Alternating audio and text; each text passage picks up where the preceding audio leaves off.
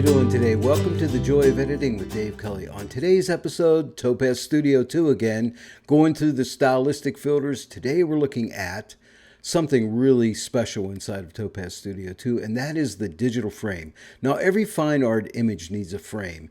And when you're posting images online or on your website or Facebook or whatever, sometimes it's nice just to spruce them up and put a frame around them to make them look really nice and showy. So today we're delving into the digital frame, and it's really cool. There's a lot of features to it. So let's get started. I've been on this little train kick lately, so please forgive me for that. But I just got done making this image, and I posted it on the Facebook Topaz groups. And I thought, well, I'm just going to use this to put a frame around it. And I thought that would be cool. So let's start today by going up to Add Filter and coming down to the Stylistic section and clicking on Digital Frame. This is really cool. I'm so glad that Topaz added this to their arsenal of wonderful, cool filters inside of Topaz Studio 2. This one's really special and neat. And I'll tell you what, there's a lot to it. It's not that hard to use, but there's a lot of sliders in here. So let's just take them one at a time. Of course, we always have the opacity slider. I don't know why you would need it on this one, but it's there. You have the blend modes. Probably not going to use the blend modes. I wouldn't think. There might be a special occasion where you could use one with the digital frame, but I haven't figured that one out yet. So don't worry about the blend modes and the opacity for now. The presets are really cool. So let's click on the presets. Let's just go through some of these. Abstract, frame, and matte. That looks really cool. Let's just look at a couple of these because there's some good ones in here that you could just use. There's a standard black frame around your image, which is nice. Very classy. Fine blue and white. It's kind of the one they default with. And let's see, green frame, gray matte. Cool. And small white matte. Just if you wanted to put a matte over your image, that's nice. And here's just a white matte. Okay, interesting. The way it's adjusted here, it looks like a pano. Not working for this image, but there it is. I'm sure you could readjust it. And wood and white. Ooh, that one's out there. All right, so let's come up here to Digital Frame and click this little reset icon right here. Very cool. And by the way, this little icon here is if you come up with a frame you like, you can save it as a preset by clicking on this and giving it a name, and it'll save it out as a preset. If you ever want to get rid of a preset, you just click right here in the trash can. And after you've clicked on the trash can, just go to the frame you want to get rid of and just click it. For instance, if I wanted to get rid of the small white matte, I would just click this and it's gone. It's just that simple. All right, so let's get started here. Let's take these sliders one at a time. And this is all in different sections. Let me just go through here so you can just get an idea of what we're looking at. Okay, so we got frame size. So move the slider to the right, and as you can see, the size of the frame is getting larger. Move it to the left, the frame is getting smaller. If you keep moving to the left, the frame will just go away. All right, so that's that one. Frame matte ratio, that would be the ratio of frame to matte. So you just adjust it till you find the ratio that you like. And just slide around, and when you get the ratio, just leave it there. Now the image depth, let's click this one and slide it to the right. Okay, this one's interesting. When I move it to the right, you see we get a drop shadow here. Now when I move it to the left, there's a point here where watch it turns into a matte. Can you see that? I'll zoom in there so you can see it. Now I'm going to move the image depth to the left more. See how the matte is getting, looks like a thicker matte the further you go to the left. So when you move it to the whole way to the left, you get a real thick looking matte. Move it to the right, that gets a little thinner. Once you hit a certain point, it turns into a drop shadow. Pretty clever, isn't that? That's really neat. I actually like the matte myself, so I'm going to make a matte about that size. Now, the light position, you can choose where that's going to be. Top left, let's click this drop down. Top left. And look up here in the corner here. See the drop shadow here around the frame itself. So let's go. That's top left. And you hover over these, you'll see there's top right, and bottom left. I usually like top left, so I'm just going to leave it there. By the way, if you just want the matte and not the frame, all you have to do is come here to frame matte ratio and move this the whole way to the left, and the matte or the frame goes away and you just have the matte. Then you could come down here to shadow strength. See, we still have the shadow here, which kind of looks kind of weird. So just take the shadow strength. That's our next slider to explain. But move it to the left and see, it just goes away. And now you have a nice image that looks like it's just under a mat, which looks really cool. Let's bring our frame back. So we're going to come up here to frame mat ratio and drag our frame back into the scene here. All right. And okay, so now we're going into this section here. Now you notice here, you have two buttons here, one called frame and one called mat. We're going to work on the frame first, and then we're going to move to the mat. Okay, so let's start with the frame. So the shadow strength, again, move this to the right, and you watch up here in the left-hand corner here. See the shadows start to come? That's that shadow strength. Now the next slider is the inner edge width. So look at this edge right up in here. You can actually look anywhere along here, but I'm just pointing this area out up here. So let's all look up there. Now watch when I move this to the left. It kind of looks like a bevel, right? Like the frame has some contour. So if I move it the whole way over, it goes away and it just looks flat and doesn't look really realistic. So depending how much of a bevel you want, just adjust this inner edge width for that. Now the next one is the inner edge strength. So let's move that to the right. And it just makes that edge darker.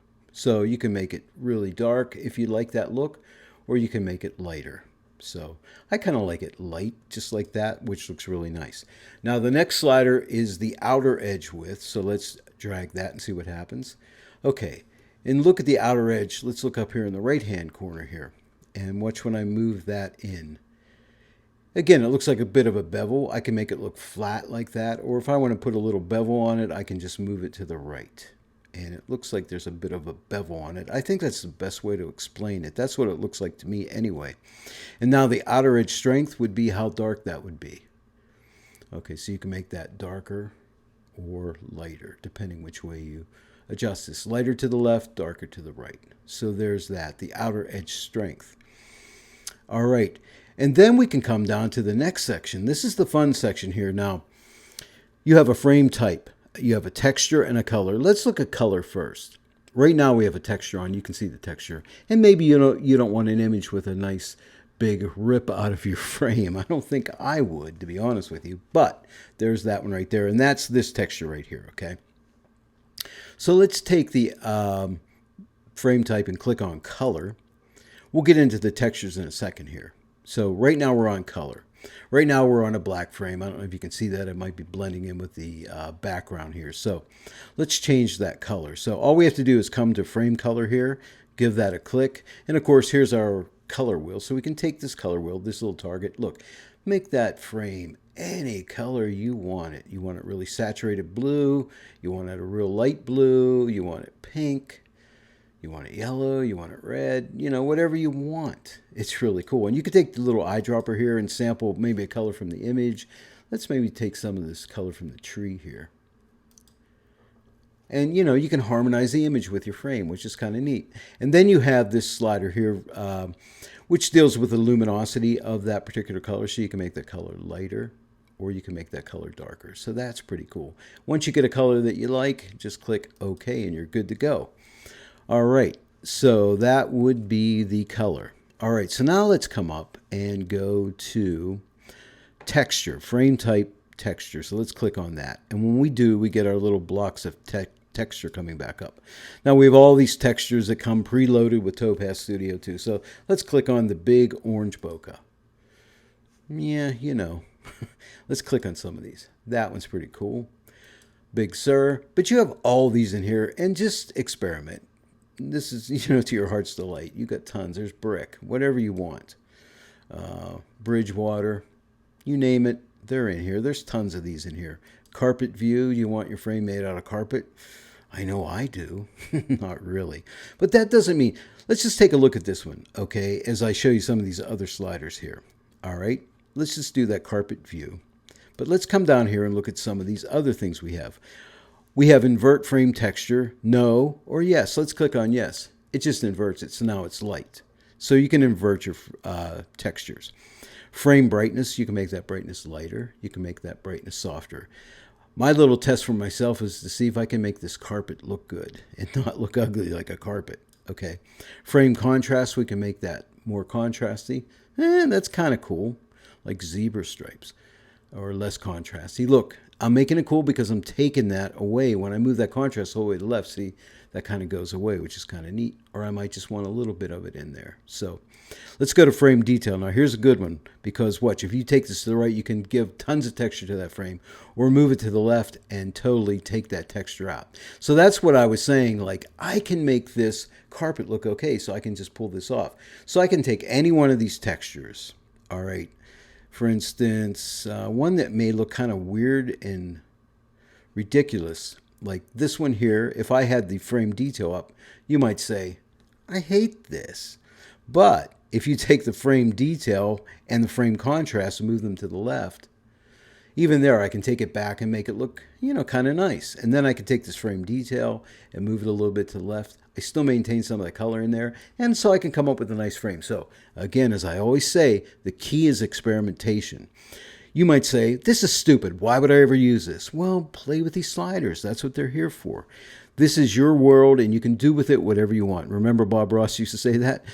It's your world. You can do whatever you would like. So that's cool. You're the master of your universe here. So it's really nice. All right. And then we have frame saturation. So we can take this, move it to the right, give us tons of saturation, move it to the left, make it black and white. So look, the possibilities here are really endless. Now let's take the frame saturation the whole way to the left. And see here where it says extra color strength? Let's move it to the right. Okay. This is a color that we can basically colorize our image with. So let me take the strength the whole way to the right.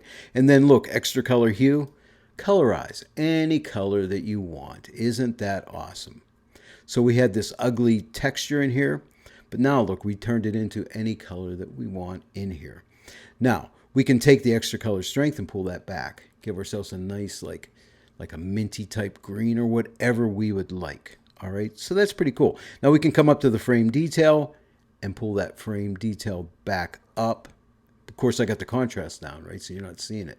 But even there, that's looking kind of interesting. I kind of like it. So play with it.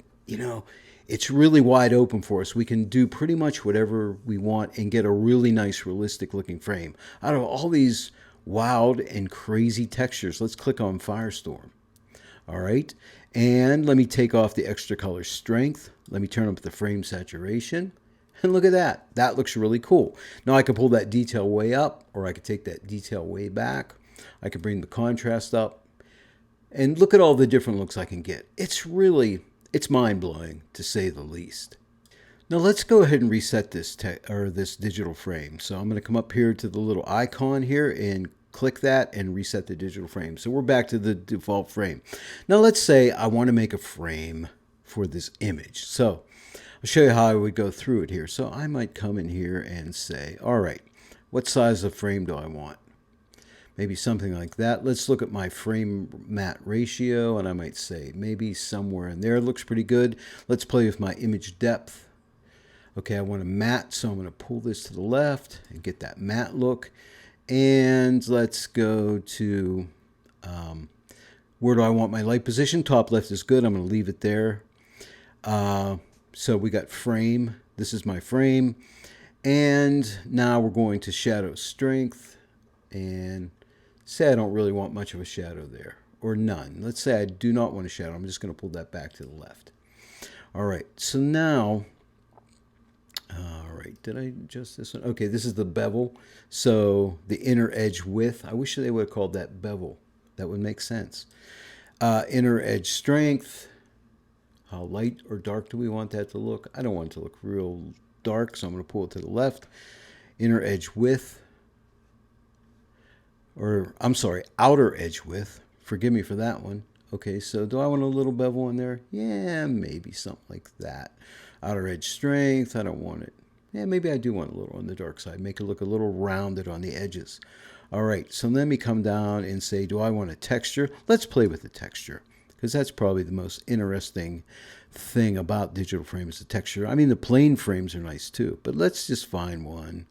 Let's say like bronze glitter, this guy right here, which is kind of cool with my train here. So now I could come to, let's hit the invert, see if that looks good. Don't think I like the blue, so let me go back and say no on the invert. So let's adjust the brightness of the frame. And I might make it a little on the lighter side. Frame contrast, I want more contrast, probably not, less contrast. Get rid of some of that texture in there, but I want a little in there. And then the detail, let's try moving up to the right, moving it to the left. I'm going to move it to the left. I just want to see just a little minute trace of it. Now, frame saturation is right here. I can move it to the right and give us more saturation. And I kind of like that. That's a little bold, but I do like it. Sometimes I feel like I want to be bold.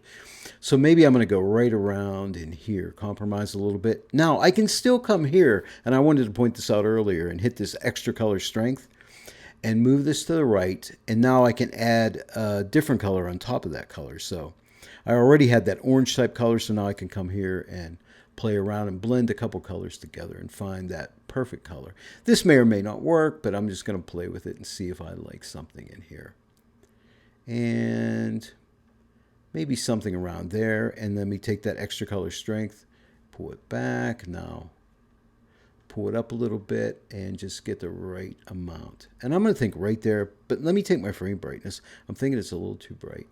And yeah, I might want to darken a little bit. And I like that little bit of texture that's showing through there. Now, I didn't show you the matte yet. So let's come up to the matte. You were probably saying, Dave, when are you going to show us how that matte works? We need to know. And I know you need to know. And I did forget for a second, but I remembered it. So let's click on matte. So now we're on matte. Now we're dealing with a matte. So we can have a color matte. Okay, right now it's defaults at a white. And look, we can change it to any matte color we want. Is that so cool? Or I might want to pick a color in my image. So let me get the little eyedropper tool and come into maybe one of these lighter yellowish tan colors right here. And look, I'm harmonizing my image. Isn't that awesome? I love it. I'm going to say, okay, so I kind of like that one. But I might say, you know what? I want a texture. So let me go to click on texture, and let's find a really wild texture and see if we can make it work, just as a test. Prairie field. Okay, if I can make this work, I should get a prize. Wouldn't you think? All right, so here we go. Let's go with prairie field. Let's see if we can make this work. So let's come down here. Let's adjust the brightness of it. Do we want it light or dark? I'm typically into like a lighter matte. So I'm going to make it kind of light like this. All right. Let's take its contrast, move it up. Don't like that. Move it back. I just want to show a little bit of that texture in there. Let me take the matte detail, bring that up. No, I don't like that. So I'm just going to pull that back a little bit. And that was pretty much not much color in that particular matte. So let's come down here to, well, first let's take the matte saturation up and see. Yeah, there's a little bit of yellows and things in there. So I'm just going to take this matte saturation and take it off. Now let's click on extra color. All right, and see if I can do anything with this. Being that it's light, we might not see much color showing through, but we'll see a little bit. And I don't think I want pink. And do I want some yellow in there? I don't know. Maybe, yeah, maybe a little bit to the brown side. And let's take the extra strength up the whole way. And now let me just take it down. Let me just see a hint of it in there.